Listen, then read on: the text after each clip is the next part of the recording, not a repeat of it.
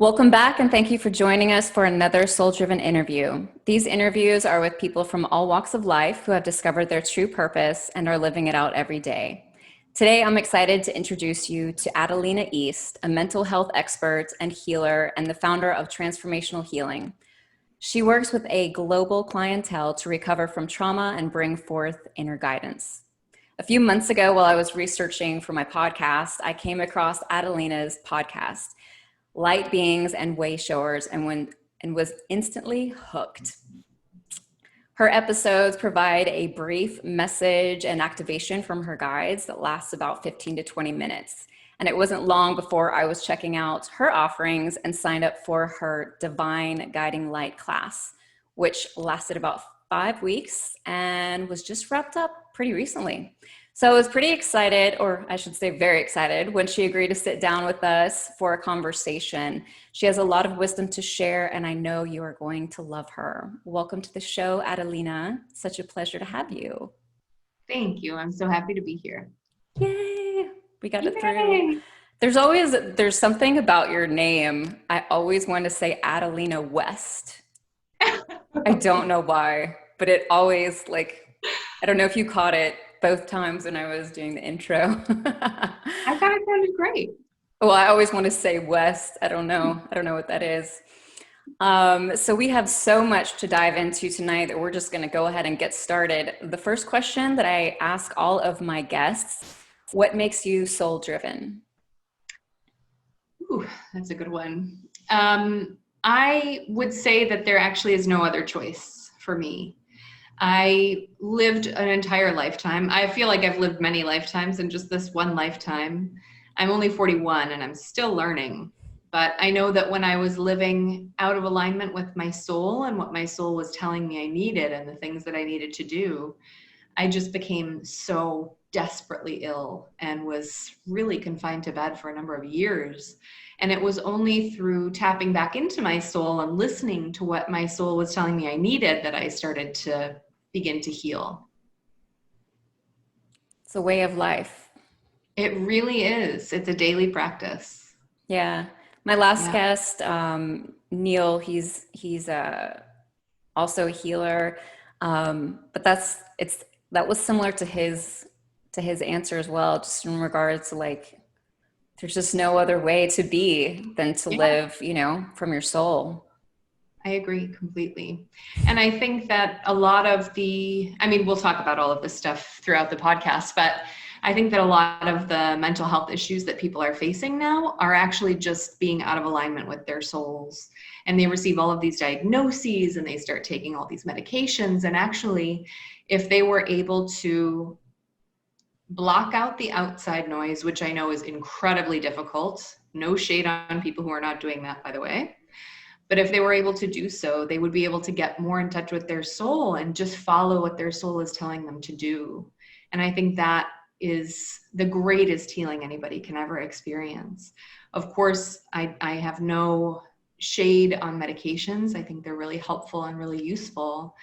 But what I've found in my practice anyway is that a lot of those things and a lot of the misery and anxiety that people feel can actually be obliterated by living from their soul and just following their soul's compass. Yeah. I don't know if you follow Jim Carrey online on Instagram or ever had. He's incredibly spiritual these days. Okay. And he shared this beautiful quote. I'm going to probably not get it right, but he said, depression and anxiety is your avatar, like being tired of playing a role it wasn't meant to play. And totally paraphrasing that. But I shared that quote, was just like, this is so powerful because it's very true. It really is. Completely aligns with what you're saying. Yeah. So we have a lot of things to talk about, but of course I love the journey. And I think the journey is so important to discuss because so many of us are still on it. Like we just talked about, lost and figuring out our way. So I'd like to kind of jump back a little bit with you. You have a very unique background. in that you grew up learning about healing from your Native American grandmother. She was a third generational healer, medicine woman, and spiritual medium, which is just amazing to me. Can you share with us what that was like for you? Sure. She actually doesn't love it when I talk about her in interviews. She's heard a lot of them. Sorry, Grandma, I love you. She is an incredible human being. She taught me about communicating with the spiritual realm. And I grew up in a house where Jesus was everything. On my father's side, I have my Native American grandmother. And my grandmother was talking to me about spirit guides, and I remember hiking around with her. She and my grandpa had this beautiful place in Montana, and we used to go every summer as kids. And I remember hiking around with her, and one summer she taught me about how she would put different vegetables and fruit and stuff in the creek. There was like this freezing cold stream, and she would put everything in there as if it was like a refrigerator. I remember learning about that. And on one of the days when we were going to get some rhubarb out of her creek refrigerator space, she was talking to me about the spirits of the land and what had happened on that land in the past. She talked to me about the spirits of the trees and the flowers and about the spirits of her spirit guides. And she said, you know, you're talking to your spirit guides a lot, as kids do. Most parents feel like maybe they're speaking to imaginary friends, but what I've observed is that most kids are talking to their spirit guides.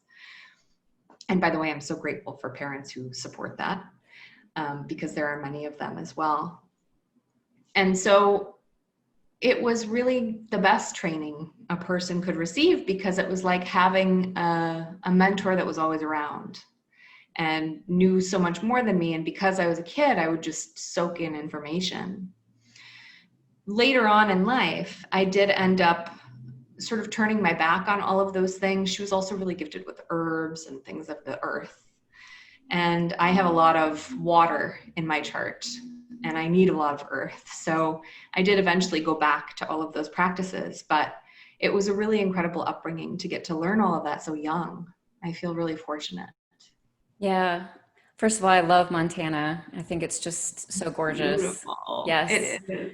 I love big, wide open spaces. They make my heart very happy. But it feels magical to think about having that sort of to grow up with, you know, definitely not something a lot of us get to experience, you know, the encouragement of those kinds of things, much less someone who truly understands what it is that they're sharing and talking about. I just think that that's really cool. So is she the one who introduced you to your gifts at a young age, or? Yeah, I think actually, I mean, I credit her with a lot of it. I think she was one of the major people who did. But I also remember being in church with my best friend and kind of hearing from my guides there as well. It was kind of a softer voice, and it was usually from ascended masters. And I remember that happening a lot too.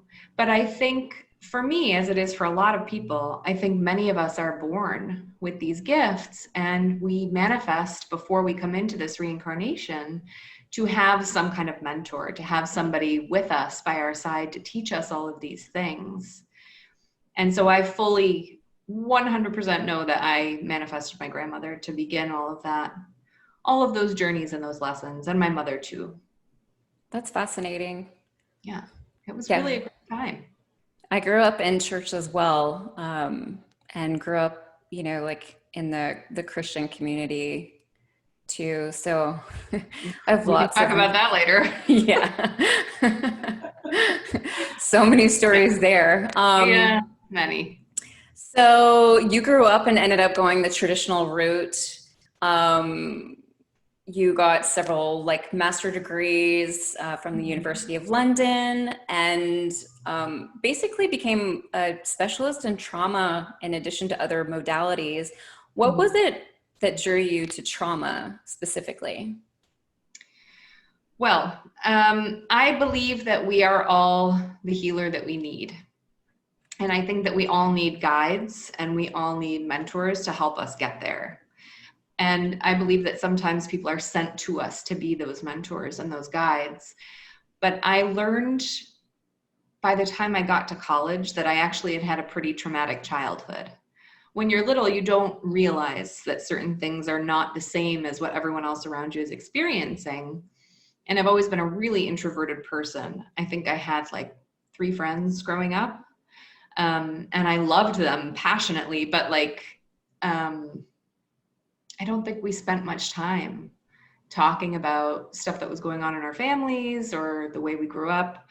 All of my friends, even throughout high school, knew that I was a Bible thumper. I went to youth group like 5 nights a week. It was my whole life. And I basically got to college and totally freaked out. I was just trying everything I could try, every drug imaginable. I tried everything I could try because I had felt so restricted. And throughout that journey, I thankfully didn't get addicted to anything. I still, well, cigarettes, but I didn't get addicted to any drugs or alcohol, which I'm still really grateful for. I think it was by the grace of God. And I, through that experience, started to understand that I was really masking a whole lot of trauma. I would talk to my friends in college and hear about their childhoods and realize again that, that was a lot. And so I was already a psychology major in my undergrad. And actually, when I was wrapping up my undergrad, I decided to go work in film production because it just seemed like the best way to have very little responsibility. I was in a phase of understanding how much trauma I had undergone already. And I was like, well, I'm 22. I really have no idea how to deal with this. So let me just play pretend for a while. And I did. And I really enjoyed that. And still to this day, I maintain one of the most fun jobs in the entire world is being a first team PA. It was really a lot of fun. But then I, kept moving up and up the levels because I'm a very ambitious and driven person. And the job got more serious as I went on. And I realized I didn't want to spend my life doing that. I had a really bad injury in the process and ended up working in the production office. And the long hours are significantly less fun when you're just sitting there doing paperwork. And so I had a partner who was an amazing man. He was a Maasai tribesman. And he was from Kenya and fascinating and brilliant. And he worked for Unifem at the time. And we talked a lot about what it was that I wanted to do and who I wanted to help and what kind of service I wanted to bring to the world. And I knew that my time with film production was coming to an end. I just could feel it. And I was in my late 20s and I felt so strongly that I wanted to do something more important. All jobs are equally important. I'm putting quotation marks for those of you that are listening to the podcast. All jobs are equally important, but I wanted to do something that felt more meaningful to me. And so I took off on a trip to Myanmar and I stayed in Myanmar for about 3 months. I overstayed my visa. I may not be welcome there anymore. I'm not sure. But it was during the time of the military junta. And it was fascinating. It was so fascinating to be there. I decided to take it as like a reporter would take the trip at the beginning. And so I was just taking photos of everything that I could find. And I photographed some human rights abuses. I got arrested. It was a whole thing. Thankfully, my partner at the time got me out. That's brave, by the way. Wow. It's foolhardy in a way that only really exists when you're 27. Yes. I wouldn't do it today. But what an amazing memory to have. It was great. It was beautiful. And while I was there, I was witnessing the way that people were responding to all of this hideous chaos that was surrounding them. And by the way, Myanmar is like the most beautiful country you've ever seen. It's so beautiful. The nature is gorgeous, but then they also have these beautiful temples and such a rich spiritual tradition. And so I realized while I was there that people were going through PTSD. And I don't love diagnoses. I don't diagnose my clients anymore, and I just don't think it's useful. But in some cases, it can help to describe a state of mind. And so as I was witnessing people undergoing some of the worst PTSD out there, I was realizing I also had PTSD, and I really needed to figure that out. And rather than seek a practitioner, which I think is what most people do, I decided to go back to school and go back to school and go back to school and go back to school.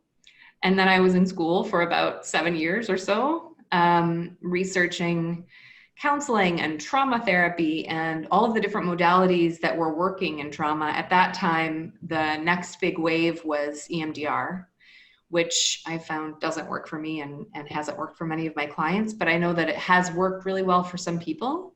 I think it just depends on where you're at with it. And so I did a lot of research there, did a lot of research in neuroscience, because I firmly believed that everything that was going on was all about your brain synapses and your brain patterns. And I still think that's pretty on point. I think there are spiritual elements as well, but those also need to be addressed in the brain. And through all of that, I realized that I needed to study trauma. It was the way to heal myself. It was the way to be of service to other people. And I wasn't quite sure what I was going to do with it yet, but I knew there was something there. I feel like we could talk for days. For sure. That's incredible. That's awesome. Okay, so trauma. I think there's of course, I'm not going to be able to remember it. This is what happens when I get excited. There was a book that I read last year, and it's written by a woman from Africa. She's absolutely just amazing. Came to the US with her 5 children and got a PhD, and she literally works on empowering women like back in Africa, here in the US. She's incredible. But she said if you're looking for your purpose, all you need to uncover is your greatest pain. Mm-hmm. I so agree with that statement. And if you think about it, when you look at the people who are so fully in their purpose and living soul-driven lives, they have uncovered their greatest pain and they're using it to help other people heal theirs. Yeah. It's an act of bravery. Yeah. Yeah, I'll have to send you a link because she's incredible. She sounds great.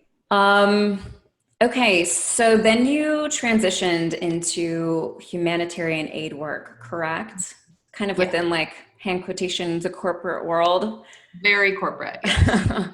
And how long were you in that work for?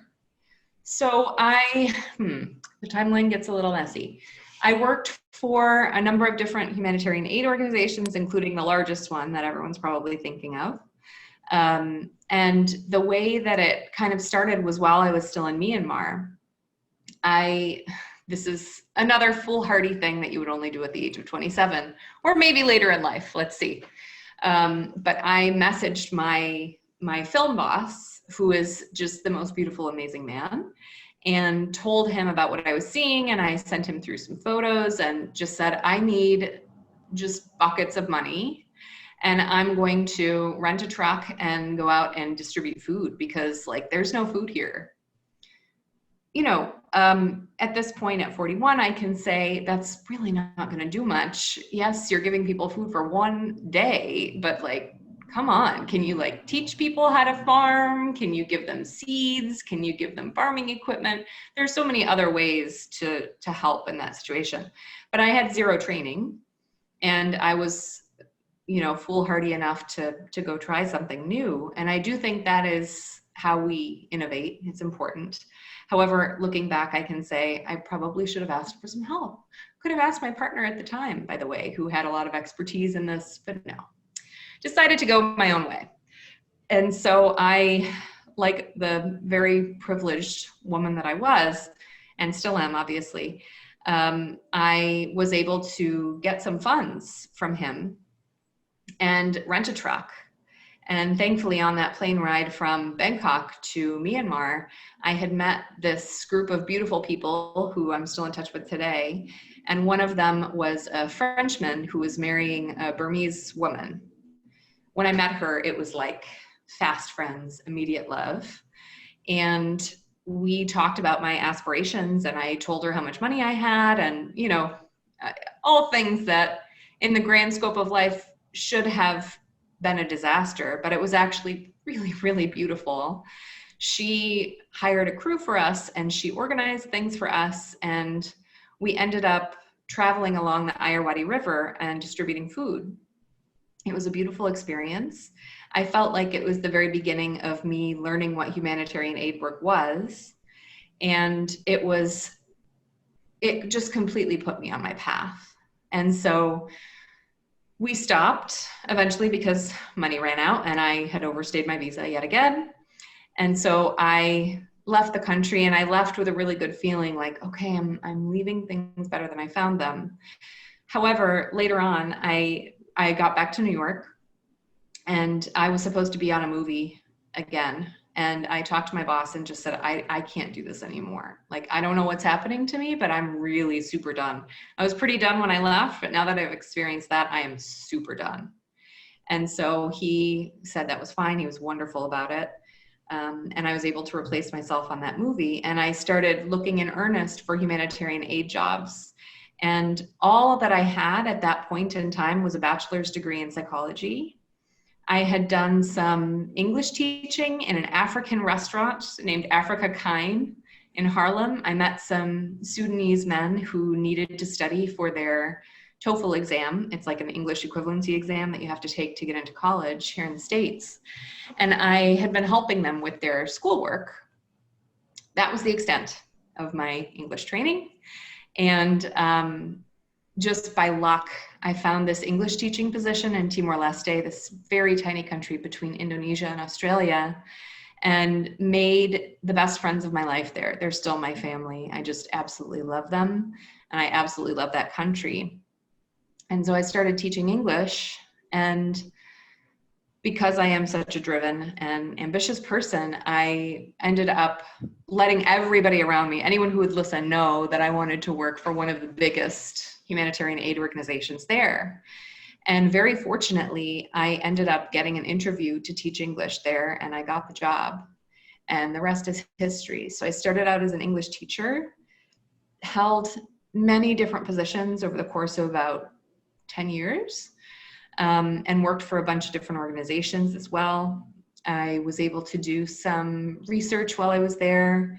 I worked a lot in gender affairs, and the biggest part of my roles there was working with survivors of domestic violence. And that's something that I'm still incredibly, incredibly passionate about. I'm on the board of 2 different organizations in different countries that do that kind of work. And I was just saying this to someone the other day, you know, there's no such thing as August or December for me. Like, that's financial reporting time in our world. And so my August and my December is always really fully booked with doing those reports and making sure that we can secure funding for the following years. It's always going to be a passion of mine. And I'm so grateful that I got to work with those women for so long. It was groundbreaking for me, not only as a professional, but also as a person. Oh, I can only imagine. I mean, that's truly making a difference. It's amazing. And getting to see the reward immediately. Yeah. So you were working in the corporate world for about 10 years, and then is this when you kind of broke down? Yeah. Physically? Yeah. And yeah. So this sweep into the spiritual world, how did this happen for you? So I, to be very blunt, I got to be 35, and I looked around me and realized that I lived in a very small country. My work at the time had me in 3 different countries all the time. So I would be in one country for a month, next country for a month, next country for a month, and then do the whole rotation again. I really enjoyed that. I thought it was so much fun, and I loved having friends in each of those different countries.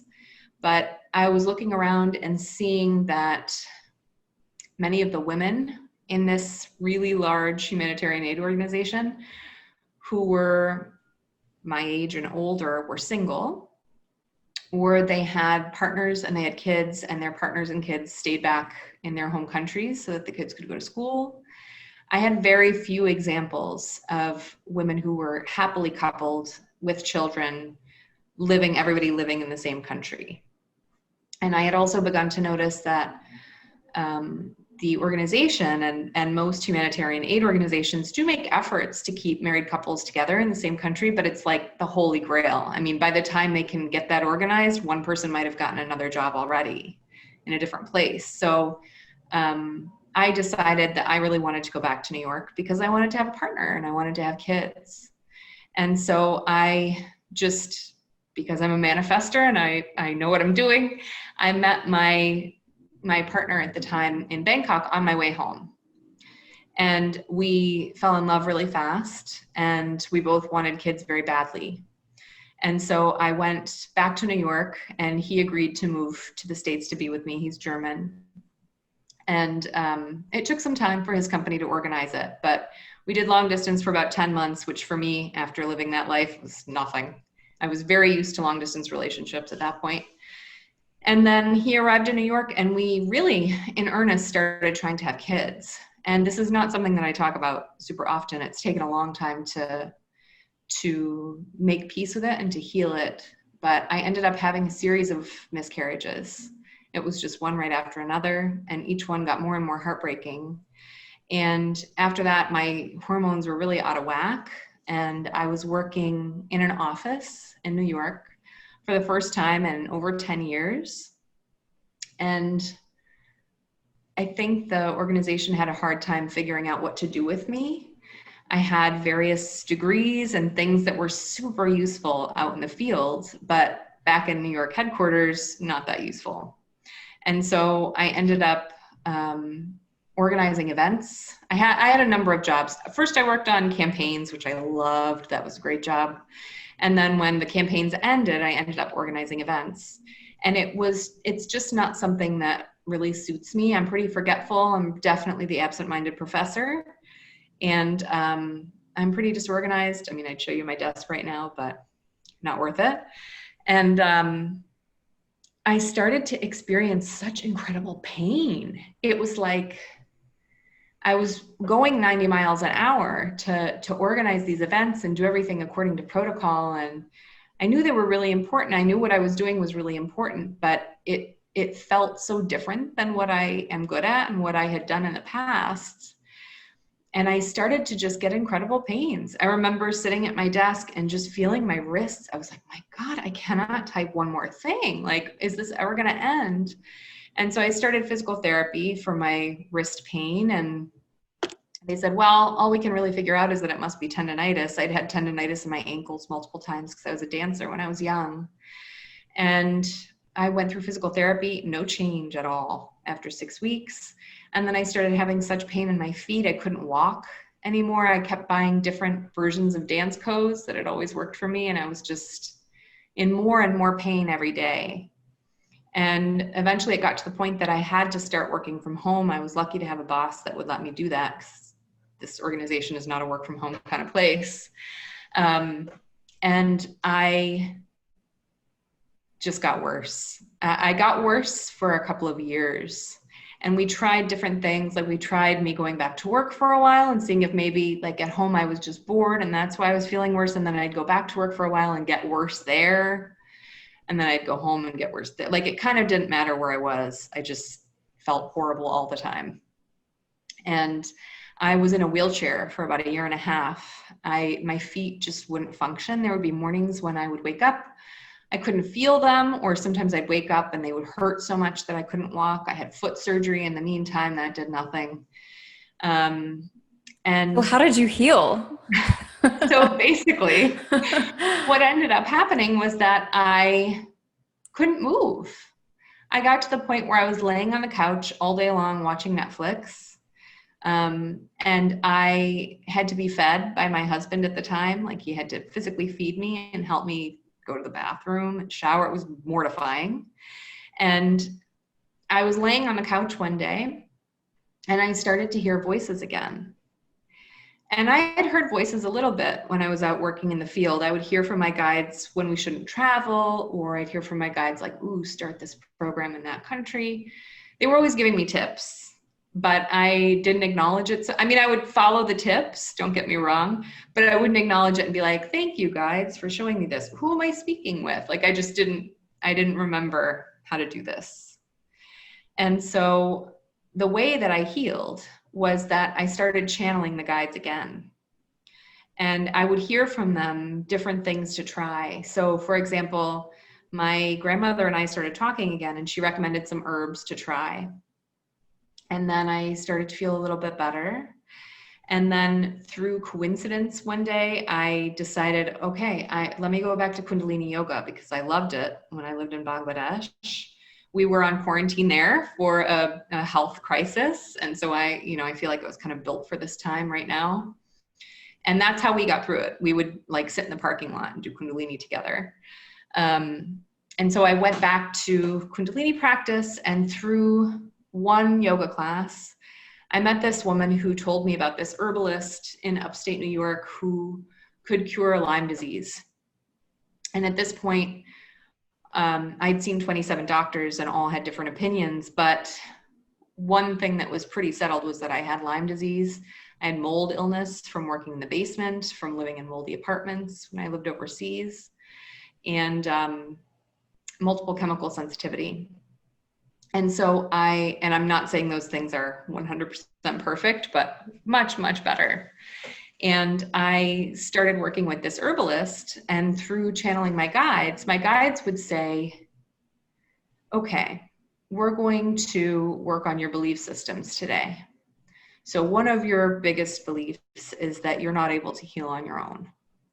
And I would say, that's not true. I totally think I can heal on my own, but of course I didn't. And so I would hear from my guides how to heal that belief. And then the next day they would say, one of your biggest beliefs is that you're going to be loveless if you stay sick. And that's why you're putting so much pressure on yourself to get better so fast. This man is not going to leave you over your sickness. You're going to be okay. And so then I would hear from them how to heal that. And through all of it was like a little trail of breadcrumbs. Through all of those breadcrumbs, finally at the end of so many beliefs that they had walked me through how to heal, and thought patterns they walked me through how to heal, I started to hear tones. And the tones were unlike anything I'd ever heard before. One of my clients describes it as hearing the sounds of the planets. And it really is like the sounds of the earth. They're so beautiful. Not always beautiful in like a harmonic song kind of way, but beautiful in a way that it speaks to your very heart and soul. And so I started humming these tones and doing all of this belief work and behavior change and brain repatterning, which I knew how to do from all of my neuroscience research, with my guides. And I started to really feel better.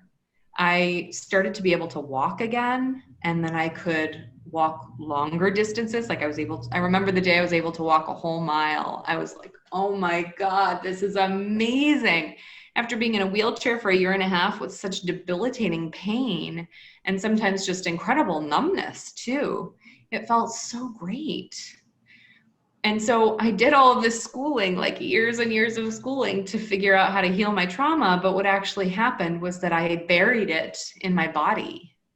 And I think this happens to a lot of people. A lot of my clients have chronic pain stuff when they come to me, and we heal it together, because I found that with most, I'm not saying all, but with most chronic pain, it starts with trauma and burying that so that you can go on, keep functioning, keep working, keep taking care of kids, all the things that we have to do in life. We don't have to do them. We're taught that we have to do them, but we don't have to. And so as I kept healing those traumas from the past, my body kept improving. And as it improved, I thought, okay, let's not make this for nothing. This didn't happen just so that you could heal yourself. Let's figure out what really is at the bottom of this. And so I channeled my guides more and more. And what I kept hearing was, this is for other people too. You need to share this work. For about a year I shared it free of charge with anyone who would let me work with them, and built up my skills and learned how to systematically do this kind of work so that we would have a framework to start with. But as I got more comfortable with it, and as my guides got more comfortable with me doing this kind of work, they now just send me whatever that person needs. So there is a basic structure, but if that person needs, like, if they need to work with a certain law of the universe, for example, we do that. Or if I see something in one of their past lives that needs to be rooted out for them to heal, we do that. But the basic transformational healing process is that you go back into your memories and drudge up, which can be uncomfortable. You drudge up one of your bigger traumas that you know is playing into your life right now. And together we rewrite it. The guides usually send me a picture of that trauma before I even meet the person online. And so I kind of know where we're going to go in the session.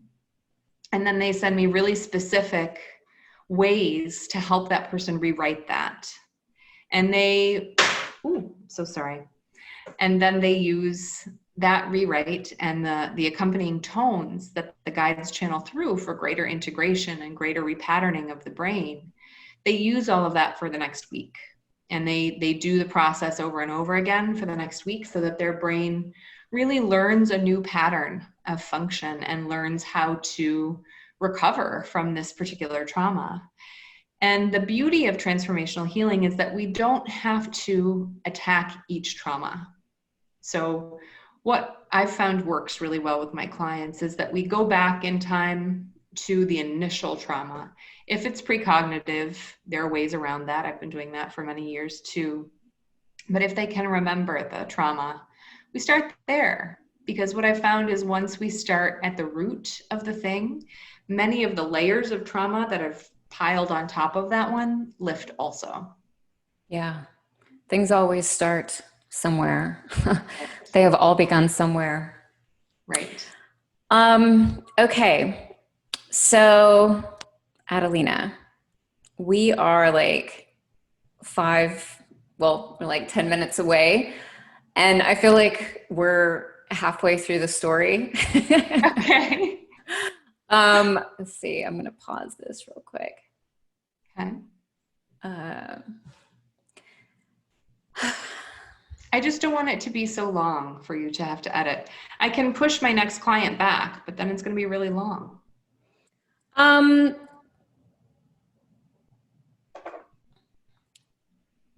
trying to think of what the best solution is here.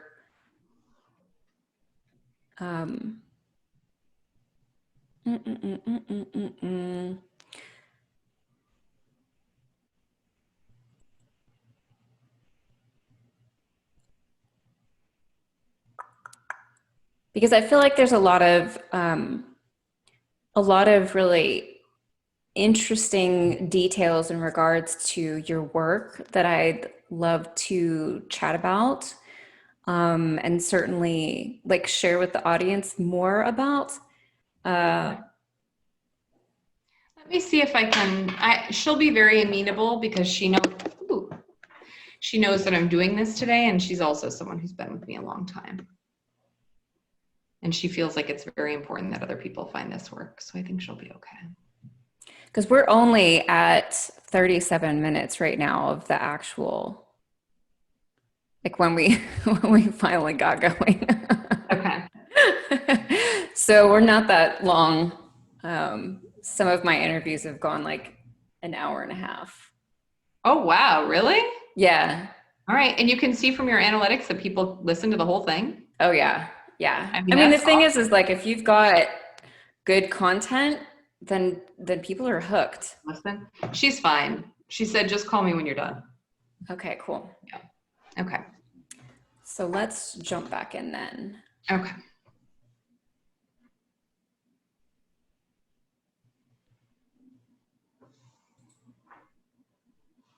Okay, cool. So I love that you go back to the roots. I love that that's like where you start. Yeah. So it's something that's so missing in our Western medicine, Western therapy, Western everything these days. It's why I really don't bother going to my Western doctor for anything really anymore. Yeah. Because if we don't get to the root of something, then there's really no point, and it's not going to solve anything. Right. And so often they just want to prescribe a medicine. Oh, your sex drive is falling apart. Okay, well, let's give Right. you some pills. It's like, thanks. Right. Yeah. But with the pills, like your hair starts falling out and your skin starts breaking out, and then like, Yeah. you're kind of There's a pill screwed to treat that anyway. too. Yeah, And then yeah, you're more on and 10 more. pills to treat all of the different side effects of the first pill. Yeah, all of the different ones. Yeah. So I'd love to kind of chat with you a little bit about some of the ways in which you work and just kind of like, your spiritual connections in general. I know from listening to your podcasts and also going through the course with you that you are such a clear channel. Thanks. Um, what spirit guides do you primarily work with and why? Well, I'm actually just a really open channel. So I work with everybody. The ones that I work with for myself are very different than the ones that I work with in session. So for me personally, when I'm working on healing something for me, I work with Archangel Michael. I feel like he is the closest connection to me. He was with me the whole time that I was on my incredible chronic pain journey. And he's kind of like my God. I'm a big fan too. I'm a big, yeah. I also work a lot with the Mary Magdalene Collective. And the reason behind that is that I have a ton of masculine energy. It's just who I am. My mom is like a really incredible, driven woman. She was the second principal French horn player that was a woman in this whole country. And she had to muscle her way in there. It was a totally male dominated field, and it's an artistic field. So it's even more competitive. And I learned all of that from her. And I love that because it made me so strong. But I need I need some balance. And I know when I get there and when I need the balance, I get really upset. I get really emotional. I spend like hours on the phone with my best friend about it and sob it out.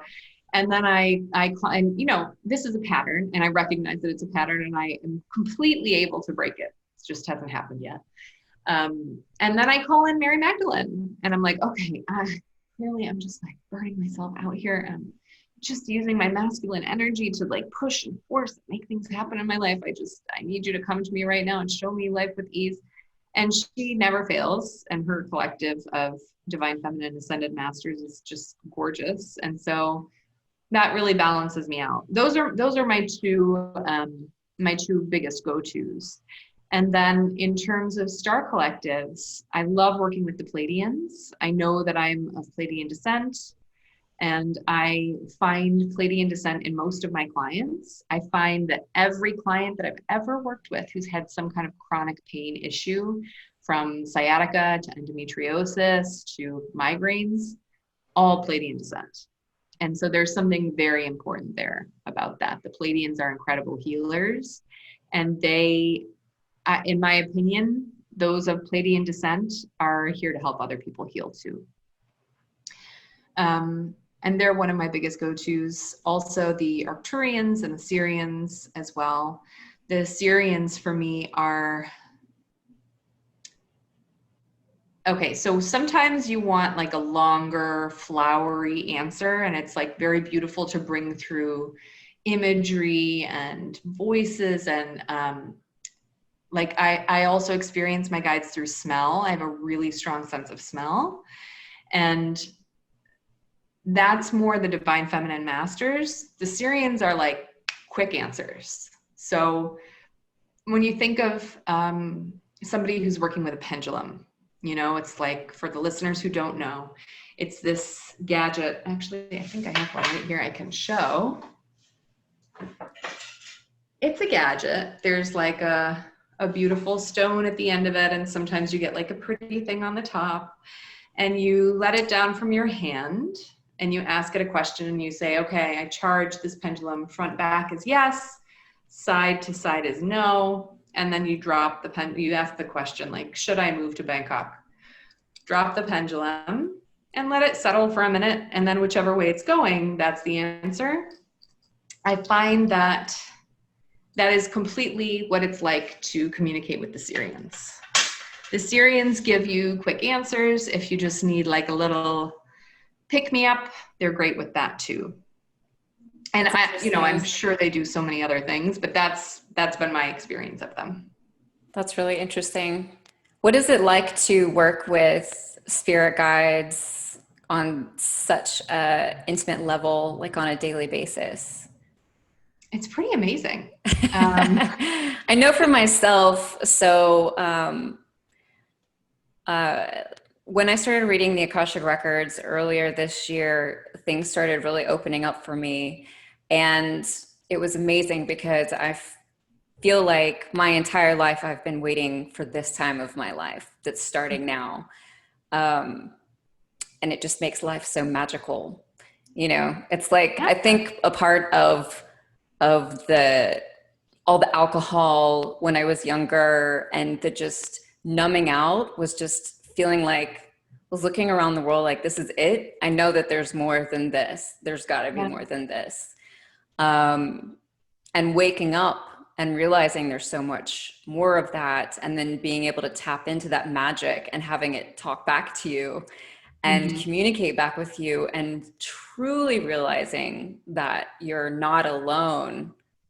I mean, you talk about like growing up as an introvert, and even though you had some close friends, they weren't that close, right? But now you've got these friends who are like really close. Right. So what is that like? I mean, I did feel like my friends growing up were really close, and I did feel a lot of intimacy there.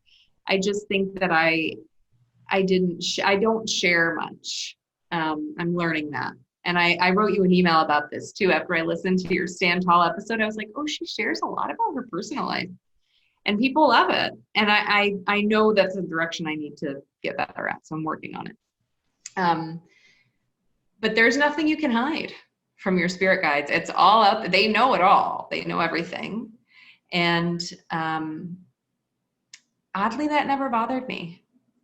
It bothers me when I feel like, when you meet someone and they already have heard of you and they start telling you stuff about your life that you don't realize you'd ever disclosed before, like maybe in your podcast or something, you're like, oh my God, I don't think I ever said that in my podcast. Where are people learning these things about me?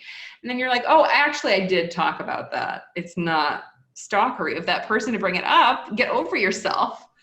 But the only time I've never not been bothered by that is with my guides, because I just feel like I feel such a sense of peace and love when I'm communicating with them. And when people ask me, like, how can I tell if it's my intuition or if it's my guides? There are so many different ways, and I go through all of those different ways with the people who join my mentorship program. But one of the quick tips I can give for all of your listeners is that if there's any fear involved, it's not your guides. Yeah. If you're hearing like, don't go out tonight. We had a major election yesterday. Just don't go out tonight. Okay, that might be a guide, but if it's accompanied by a fearful sensation within you, then it's probably your intuition, and that's okay. And you can listen to your intuition. If you feel like it's wrong, that's up to you to find out. But if there's any fear accompanying the message, it's not your spirit guides. And I think that for me, somebody who has always been naturally very anxious and jumpy, that's really the most incredible thing. Yeah. To be able to just communicate without fear. I fully agree with that. I had one of my clients, months ago, was sharing with me that she felt her guides were telling her that she needed to push this program out like immediately. And I could tell just in the way that she was sharing this with me, like, A, she didn't have the time to do it. B, like, she wasn't ready for it. And C, this was totally stressing her out. And I was just like, this That's is not your not, guide. this is Yeah. not your guides, girlfriend. No. You're not going to feel that pressure if that's your guides. That's not going to happen. So how is it in the midst of, like, what are some personal practices for you in regards to keeping your like spiritual channel clear? What are some of the things that you do? So I was just asked this question by someone in my mastermind today. I think it's really different for every person, and everybody has to find what works for them. Yeah. So what works for me is to just continually heal. I have been, my spiritual practice has changed so much over the last few years, but I've tried so many different things. And I tried Kundalini yoga. I was very into it for a while, always doing the 4 a.m. wake ups and the 2.5-hour sadhana practice. And that really worked for me for a while. But that, for me anyway, with my health issues, was not sustainable. Like, I need to sleep. I'm not a person who sleeps in. Even if I wake up at 4 a.m., I just need to lay there for a little bit. I can't get right up and launch into very physical work. And it was throwing off my glandular secretions and everything. So I love Kundalini. I still practice a lot of meditations. I still do some of the yoga, but I do it in a more mindful for my body and my existence way. And I find it to be an incredibly healing practice for me. Also, I find that if I'll catch a little thing in myself that needs to be healed, like I'll notice a block or something. If I don't attend to that right away, like within the next 24 hours or so, I feel really off kilter. And so I think a major part of remaining a clear channel is rooting out anything in you that's interrupting that line of communication between you and your guides. And what's the number one interrupter? Blocks. And so we need to go through ourselves. And that, for me, can involve a lot of writing. Sometimes I have to talk about it with one of my friends, but I need to root those out as soon as they appear to be able to continue to be the super clear channel that I am and that I'm meant to be. And so that, for me, looks like practicing transformational healing on myself. And once I find a block, I ask my guides for the oldest memory that's related to that and do that work on myself. That's really incredible. So I'd love to, I think it's a perfect transition to kind of step into talking about the work that you do. We've already talked about it a little bit, but like, so I guess one of the first places to start, you've already talked about the transformational healing, but do you have like kind of a nice synopsis for it? I don't know how nice it is, but my synopsis for it would be that it is a new and up and coming modality to heal trauma. And trauma can be anything from a car accident to things that happen in childhood. And what we do is backed by science. So the rewriting of old memories, we recover an old memory first. People usually come into session with that memory already in mind because they're familiar with my work and they know that's how the session will go. And they first share with me their trauma, and we rewrite it together with the spirit guides' help. And then I transmit channeled tones to them to help that healing solidify in their brains. When we're practicing transformational healing, we're working with the limbic brain, which is the cave person brain. So it's the part of your brain that throws you into fight or flight. It's the part of your brain where memories get associated with certain fears. And we want to root all of that stuff out. So we just go through it together. They rewrite the memory, and then they continue practicing the rewriting the memory and the toning for the next week. And because of the repetition, the brain is able to form new neuronal pathways, and it's able to rewrite this new memory over the old one, which is such an incredible thing that our brains can do. And so this practice transformational healing, because it is so transformational for people. I watch people leave a session and they just look light. Their whole faces have changed.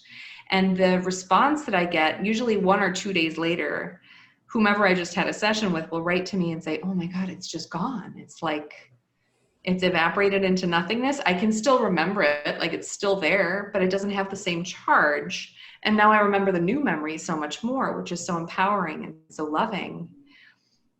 There are also elements of neuroscience in this too. So when the guides were channeling to me the process of transformational healing, as I was receiving the different pieces of it, within like a day or two, I would find something in one of my old neuroscience textbooks about what I was being given from the guides. So rewriting the memory is something called neurolinguistic programming. And I remember learning that in school, and I remember taking an extra course in it because I was so fascinated. But the reason why it works better in transformational healing is because we have the guides with us.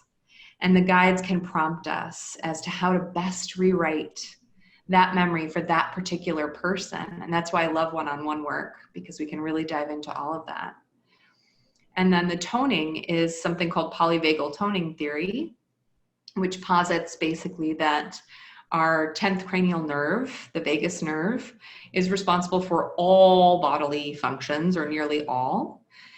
And it's responsible for a lot of the memory associations that we have. And so one of the best ways to bring our bodies back into the parasympathetic nervous system, the rest and digest state, is to hear the sound of our own voice humming. And so like maybe a more evolved, let's say, psychologist may have you do some polyvagal toning where you sit and hum to yourself for 15 minutes. And that's great. And I love it. But what works even better is if you involve the spirit guides and allow them to deliver the tones to your ears and then make the same sounds with your mouth. And a lot of the people that I work with are not yet in a place where they hear the sounds from the guides. And so I hear them and I tone, and then people repeat the tones. But eventually, after working with me, a lot of my clients turn into mentorship clients. And so then I teach them how to do this kind of work, and they're able to go on and do it on their own. Yeah, I loved the toning component of the course that I took with you. Sound for me has always been so healing. And I learned, I don't know, I guess maybe a month or so ago now, that healing, it was like kind of shown to me that hearing is my most natural gift. And I was like, what? I would have put it at the bottom of the list. And I went into the records to find out more about that. And they shared all about sound and how healing it is to me, and how important it is for me to sing and write and words and all of these things, that are associated with sound. It just blew my mind. But in correlation, because I was, in that course with you in the time, it was like, this is why I'm liking these tones so much. Yay! It was really cool. So definitely, like, the tones were something I wanted to touch on. And I mean, there's very much within the spiritual community, there's sound healing, of course. Would you kind of consider them to be the same thing, or no? No, I love a good sound bath. I love crystal sound bowls. I think they're beautiful. And I know how to play the gong. I was trained in that when I did my Kundalini yoga teacher training. And then I did some extra training with like a gong master in New York, who I love. And I love that kind of sound healing also. I think everything has its role and its place in our lives as a healing tool. What I found for myself is that I am really type A. And so I think for some people it works to say, like, okay, I'm going to go to this group sound bath tonight. What I want to heal is this traumatic memory with my mother. And maybe it will be healed. And I really hope that it is for that person. But for me anyway, and for my clients, we need more targeted sound healing. It's beautiful to set an intention. And I think that our earth, just in the raise in consciousness that we're all experiencing right now, I do think our earth is headed in that direction. But for me personally, and for a lot of my clients, we really need the structure of like, okay, let's truly retrain the brain, because the brain is calling the shots ultimately. For sure. And I love sound healing. It makes you feel great. And I think it's really important. For me anyway, I need more. Yeah. Yeah. Yeah, I was curious to hear what your opinion was on that. Toning for me is still so new, and even sound healing. So I don't have as much experience or even knowledge about it, but I was curious. Can I say one more thing about that? Of course. This is one of the beautiful things about those group sound healing experiences, like going to a gong bath or going to a crystal bowl ceremony or something. So what, like, okay, let's say, you know, for example, that sound healing is something that really works for you. And you're working with me and we're going through all the stuff and we're going through a few different traumas and clearing those things out. But you are accustomed to doing things at night, like going out with colleagues for happy hour, or let's say there's some kind of addiction that's happening there. One thing that has worked really well for a lot of my clients is to replace that time spent doing the unhealthy activity, whether it's like dating someone bad for you or drinking a lot or drugs or whatever. Replace that unhealthy activity with going to sound baths and sound healings, because the neuronal structure of our brains responds really well to sound, even when we're in a very guarded state. So if you're giving up something, and I'm putting that in quotation marks, if you're giving up something like drugs or alcohol or an unhealthy relationship, your brain tends to really freak out, for lack of a better term. And those neuronal structures are looking for something new to hold on to. And going to a sound bath or a sound healing with a group is a great way to start that retraining process, not only from a neuroscience perspective, but also from a behavioral perspective, because you're starting a new routine, you're starting a new activity. I know it's really hard right now because a lot of us are in quarantine, but there are sound baths online. You can find them really easily. There are a lot of very gifted sound healers doing group sound baths over FaceTime. I know Zoom is having some trouble with that. But I think that's an incredible use of sound healing also. That's awesome. Yeah. That's a great tip for sure. Thank you for sharing that. Of course. No, that's really cool. I'm like, oh, okay. Now I know where to put that bucket. Right? So in regards to kind of how you're working with clients these days, so I know that like through your website, folks can actually purchase sets of different tones for certain things. Mm-hmm. You have a class that's happening currently right now that I definitely want to chat about. But then you also have like mentorships. So let's talk about the mentorships before we jump into to talking about your second class. Okay. The mentorship program came about really naturally. So I was working with this super gifted woman, and I could see her starting to channel, and she didn't know that she was doing it. So like all of a sudden she'd come out with this really profound thing and be like, Jesus, she's so smart. And then later on I'd be chatting with my guides and they would say, yeah, we're speaking through your client. That was for you. And that started to happen more and more. And so I started to approach these clients and say, you know, I'm hearing that you're channeling. Are you aware that you're doing this? No. Okay, well, let's do this together. So I can teach you how to do this so that you know you're doing it.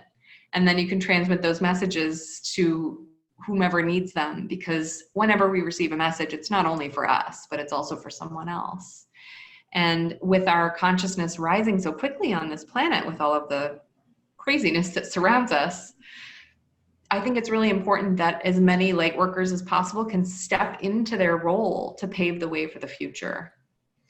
Because the medical system has failed us, many people are seeking alternative healing, and they're finding that they're having these fantastical experiences with healers who are able to see them on the inside and root out whatever is in there that's causing things like autoimmune conditions or chronic pain. I know I work on those a lot. And so what I eventually came to, after maybe 3 or 4 different people were having this experience, was that I was supposed to start a mentorship program for anybody who is ready and interested, so that they can tap into their own unique gifts.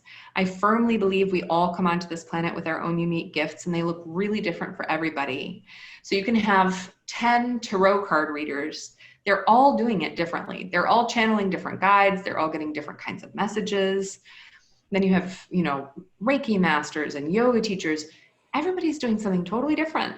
It may look the same. They may have the same certifications, but it's all different. And I think one of the things that holds a lot of light workers back from sharing their gifts is they say, well, everyone else is doing that. Well, Right. I can do hands-on healing, and I healed my mom's hip and she didn't have to have any surgery, but I'm not going to bother getting a Reiki certification because everyone's doing Reiki. Fine. I support that. Don't get a Reiki certification. Let's figure out how you're doing that, what specifically you're doing, and then we're going to systematize it and put it into a process so that you understand what you're doing too. And then if that person is interested in expanding their gift out and really using it as a means for income, I connect them with amazing graphic designers, web designers, and all of those kinds of people who helped me along the way too, so that they can put their work out there.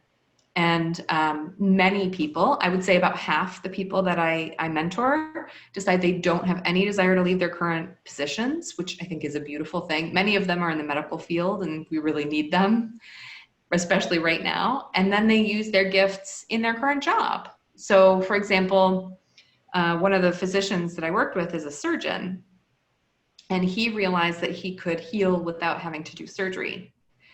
And so that brought up a lot of stuff in him, like, should I stop being a surgeon? Should I just open this as a private practice? I went to school for so long. I don't really want to start over. So what he began doing was continuing to see patients in his office. And then sometimes they would end up not needing surgery. And that's okay too. And no one really understands what exactly is happening. It's just like a very spontaneous recovery. And so some people choose to use their gifts in that way and to not share openly what it is that they're doing. And that's, of course, okay. Everybody does things in their own time, and I respect everyone's choices. But then some people are like, yeah, I really am ready to take this to the next level. My podcast episode that was released today is with someone like that. Her name is Michelle, and she's an esthetician, and she runs something called Cottage Spa in LA. But she also reads Egyptian symbols. So her guides speak to her that way, and she started a whole business surrounding that. And then the third type of person that I work with is somebody who genuinely just wants to work on their family and friends. Like, there was a client that I had who her entire family has the BRCA cancer gene, and I'm using quotation marks for the listeners who can't see me. Our genetic expressions can be turned on and off. That's something that's within our control for a lot of us. You can train your body and your mind to turn off certain genetic predispositions. I'm not saying it works 100% of the time. I think we all have Akashic things that we're here to resolve. And so if you're here to resolve something involving one of those genetic expressions, you can try to turn it off all you want. If that's your path and that's what you decided before you reincarnated, that's still something that might happen. We all have free will. We can change our minds, of course. And I don't ever guarantee anything, because I think so much of it is up to us as individuals and our free will. But changing genetic expression is really important. And so this particular client decided that she literally just wanted to use her healing gifts on her extended family to make sure that not another person died of cancer. And they've all been super healthy since. So I really firmly believe that because we all have such unique gifts, they're there to be shared. They're there to be used. It would be like somebody having the cure for a really horrible, deadly disease and not sharing it with anybody and just saying, oh, worked for me. You know, it's not the way we were designed. We're human beings. We're designed to connect with others. And who doesn't feel great after they help somebody else? Yeah. That's kind of how we're made.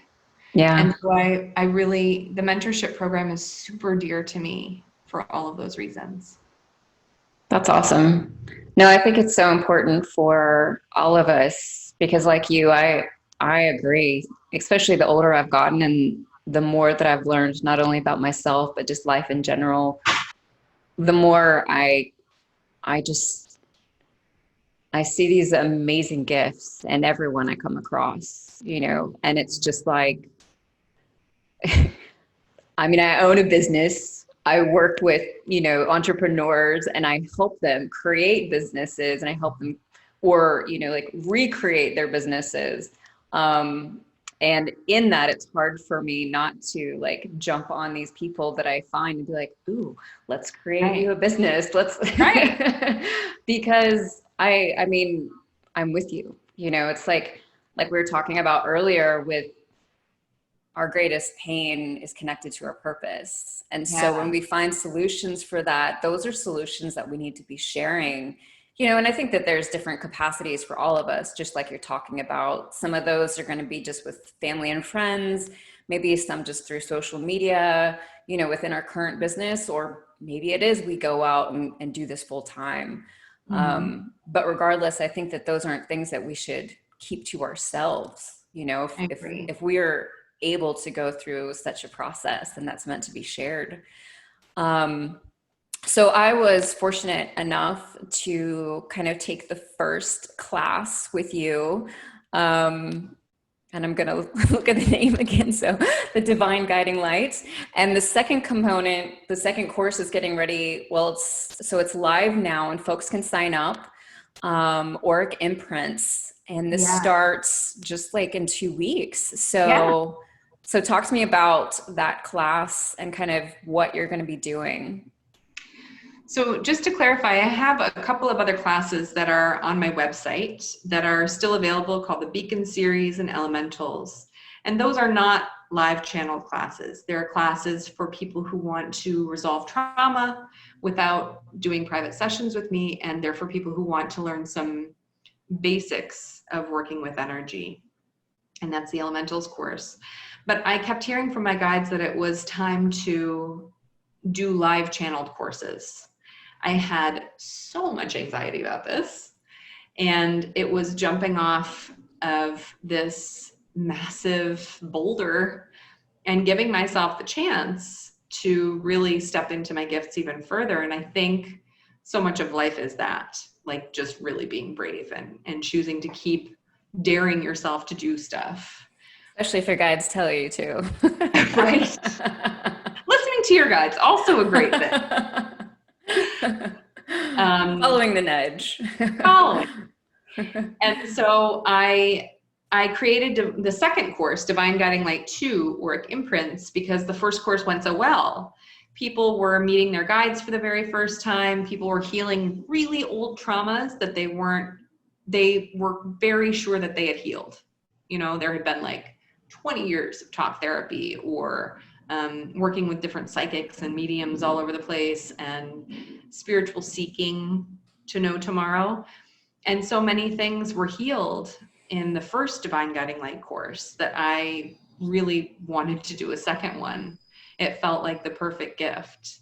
And so I channeled with the guides and they started sending me the information for Divine Guiding Light 2 Auric Imprints basically the day our course together started.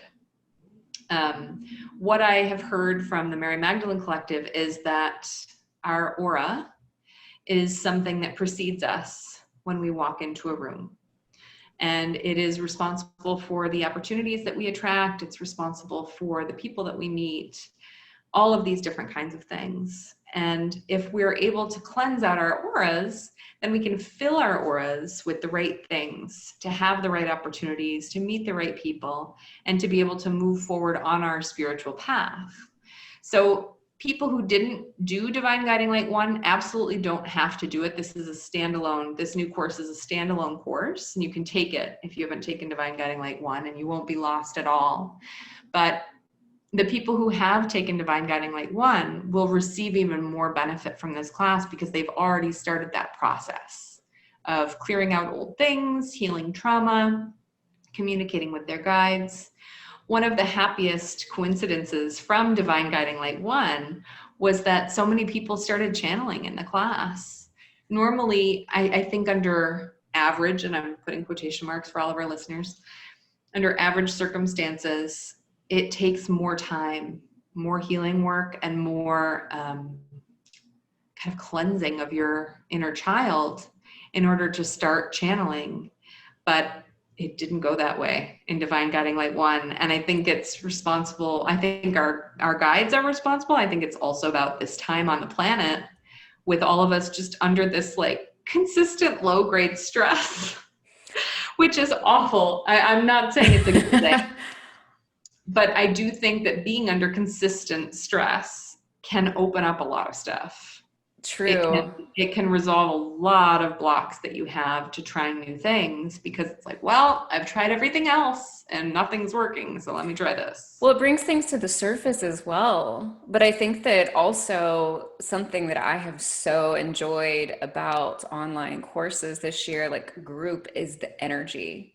You know, when you get a bunch of people together, I mean, like, even if it's just a meditation, it's so much more powerful. So I'm sure that, you know, played a part in it as well. Because I think all of us who were able to join live, especially, walked away like electrified. Yeah. You know, those elements of being able to partake in a live, you know, course is huge. So I highly recommend signing up for the course and for attending live. Agreed. You know. However, I do have to tell you, there were a number of Europeans in Divine Guiding Light 1, and they could never attend live because it was always starting on Tuesday evenings at 5 p.m. Pacific, which is going to be the same for Divine Guiding Light 2 work imprints. And they were only able to join the next day, or sometimes I couldn't get the video posted for a few more days.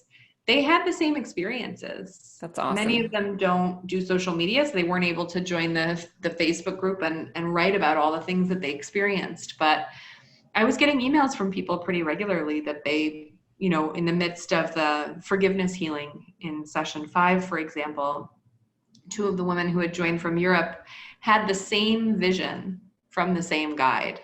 Oh, wow. Interesting. I mean, you just can't, they don't know each other either. You just can't make that stuff up, you know? Yeah. Like, well, I took the last class. I just started live, but that week for me was, yeah, energy wise, I had to go to bed. I get it. But I mean, still being able to do the class on my own, it was every bit as powerful. So that is awesome. One of the last questions I have for you before we jump into the lightning round is kind of just like a personal geek out question a little bit, I guess. So one of the most striking things about you is how clear and succinct you are in your communication. Have you always been this way, or did you learn how to be this clear? I have to say that I am shocked to hear you say that. I feel like I'm a very clear communicator when I'm channeling, because my guides bring everything through in a way that speaks right to your heart. If we're meant to work together, you know, for some people, maybe it's not the same, but I think for those that I'm meant to work with, my guides speak right through to their heart. So that part I agree with. Yes, I'm a very clear channel and speak very succinctly. In terms of normal conversation, I kid you not, like, I have 3 people that I'm closest to in the entire world, and all 3 of them are like, okay, I'm going to ask you a question now. It's a question where we need a quick answer. So Ah, I get that you're going to want to talk around it. I guarantee you there will be stories involved. However, I need an answer to this question in the next 5. Are you in this with me? And then I can say, yeah, okay, I'm in it. Doesn't happen 90% of the time, but I am making an effort to answer questions more quickly. So I think the reason why you feel like I'm so clear is that we have this hour and a half to spend together, and I can talk around the question until I'm blue in the face and then maybe eventually answer it at the end. And that's okay. But I think in normal life circumstances, like you're just trying to get the grocery store trip done. I know your type. I'm in a relationship with your type. I'm like, let's land the plane. What are you saying? What's the answer here? Okay. I need a yes. I need a no. I need the short version. I know your type. I get it. Yeah. It's, you know what it is. And I say this, It's just like it's a different, so there's high level and then there's like very detailed talkers. And I have clients that are the same way, some of them, like, I will get very long answers for things. And I learn this very quickly, usually. And then some of them are very direct and there's just not a lot more to it, We're all very different. Yeah. I say this a tad egotistically, and this may be the same for your partner too, but I have a lot of knowledge in here. There are like 4 degrees, all the stuff from 4 degrees, like circulating in my brain. Like the fact that I can even talk at all sometimes feels miraculous because I'm having like millions of thoughts at the same time. Plus my guides are channeling. I was just going to say, plus your guides. There's a lot going on all the time. Yeah. Yeah. I feel you. I really enjoy sharing it with those who love me enough to deal with the long-winded answer. Yeah. So side question. You said you're a manifester. Is that human design manifester, or are you just, okay. Yeah. I thought so. Not surprised. Yeah.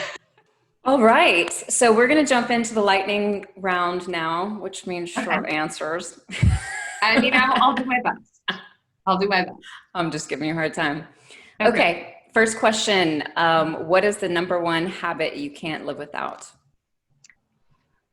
I mean, I want to say my spiritual practice. When I don't do my spiritual practice in the morning, I have a much less good day. However, I'm going to be very honest and share with you that I am hopelessly addicted to the Real Housewives of Orange County. And the show has started up again. And apparently they're going to show what it's like for them in quarantine. And I can't wait. It's an addiction. It really is. And it's I get that it's absurd that I enjoy it so much, but I think we all need to have some guilty pleasures in our lives, especially right now. So that I would say that, honestly. I'd love to say my spiritual practice. It's also something I can't live without, but on a human level, those Real Housewives. I love that. Yeah. My last guest said sex, so it's all good. Okay. Whatever comes. All right. Number 2, what does spirituality mean for you? Ooh, that's a great one. Spirituality for me means getting in touch with whatever works for you. So I spent so many years searching for what worked for me. I tried literally everything.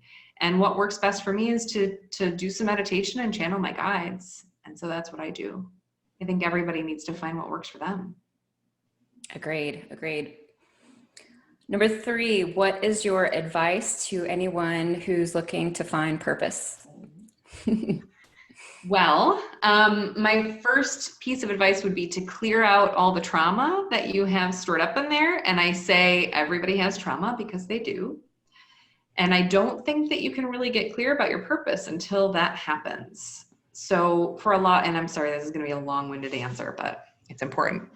For a lot of us, our purpose is kind of tied in with whatever happened to us. in terms of trauma.